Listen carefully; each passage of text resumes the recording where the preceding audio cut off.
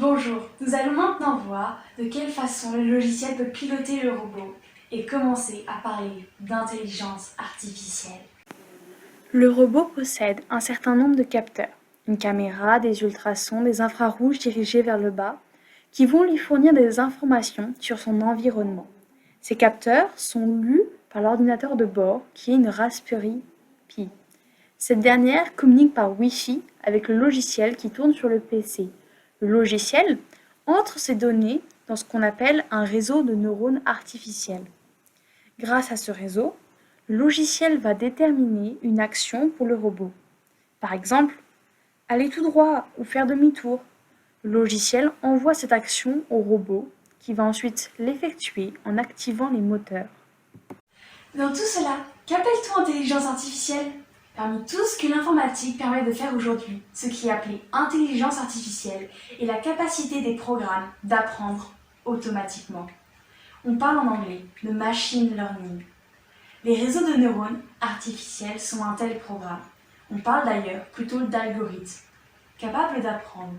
Mais avant de voir comment ils apprennent, nous allons voir comment ils prennent des décisions. Lancez le logiciel. Vous verrez apparaître ce mini réseau de neurones. Chaque carré noir représente un neurone. Le concept de neurone artificiel est directement inspiré des neurones biologiques dans notre cerveau qui échangent des informations sous la forme de décharges électriques. Les neurones de gauche sont activés en fonction des capteurs. Ici, on utilise uniquement les capteurs infrarouges sous le robot pour mesurer si le robot est en mouvement.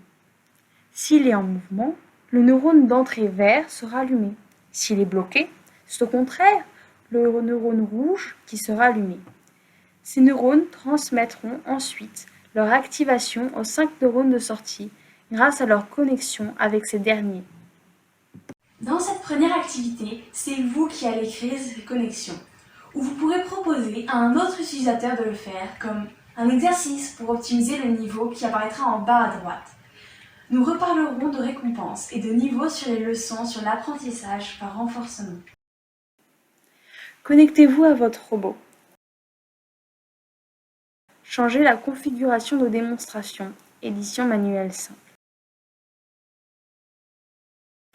Enfin, cliquez Démarrer.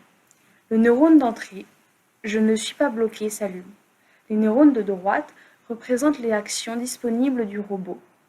Allez tout droit, tournez à gauche ou à droite, reculez à gauche ou à droite. Connectons l'entrée Je ne suis pas bloqué avec l'action arrière-gauche.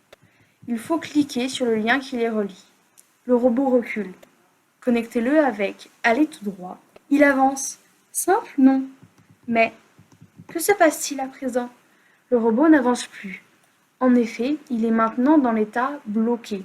C'est le neurone d'entrée rouge qui s'allume. Connectons-le avec la bonne action, reculer. À présent, le robot sait se retourner lorsqu'il rencontre un obstacle. En créant 2 connexions appropriées dans le mini-réseau de neurones artificiels, nous avons rendu le robot capable d'avoir un comportement cohérent. Il avance jusqu'aux obstacles, puis se retourne et repart. D'autres connexions auraient généré d'autres comportements. Nous avons découvert qu'un réseau de neurones est un mécanisme qui peut être reconfiguré. C'est vous, pour l'instant, qui avez configuré les connexions. Nous verrons dans les prochaines vidéos comment l'apprentissage automatique permet un ajustement automatique des configurations sur des réseaux simples, comme celui-ci, ou sur de beaucoup plus gros réseaux.